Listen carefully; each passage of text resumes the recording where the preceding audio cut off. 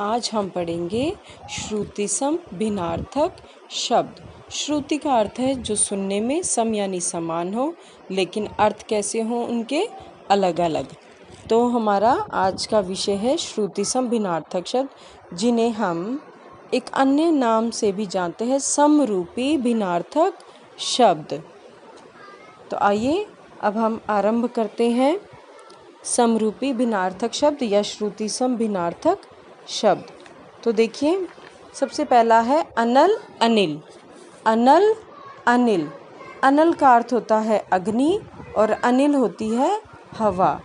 अनल अनिल, अनल अग्नि, अनिल हवा। याद रखें, बिल्कुल भी बहुत सुनने में समानता है लेकिन अर्थ अलग अलग है। अब देखिए, अवधि अवधि, अवधि अवधि, मात्राएं अलग अलग हैं, सुनने में समानता है।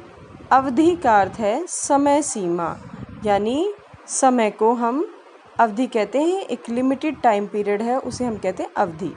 और दूसरा है अवधि, यानी अवध प्रदेश की भाषा। दूसरा देखिए, अन्न अन्य, अन्न अन्य, अन्न सभी जानते हैं अनाज, और अन्य दूसरा कोई या कोई दूसरा व्यक्ति वस्तु कुछ भी। अन्न अनाज अन्य दूसरा, अन्न अनाज अन्य दूसरा कोई। इसके बाद देखिए, आदि आदि, आदि आदि, आदि यानी आरंभ करना, किसी कार्य की शुरुआत करना।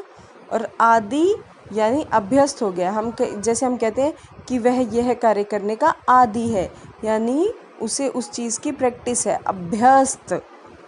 आदि आदि, आरंभ, अभ्यस्त।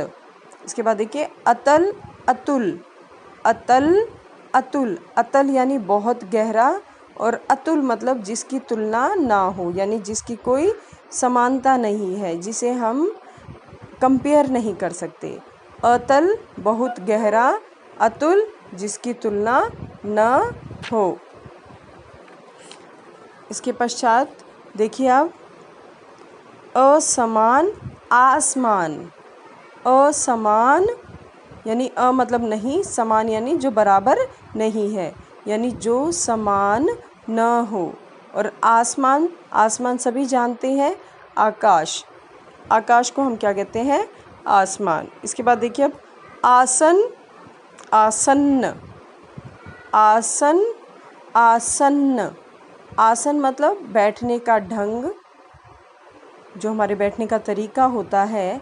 हम कहते हैं ना, अच्छे से आसन लेकर बैठिए, तो वह आसन है, यानी अच्छे से ढंग से बैठिए। और आसन्न मतलब पास, पास होना, समीप होना, आसन आसन्न।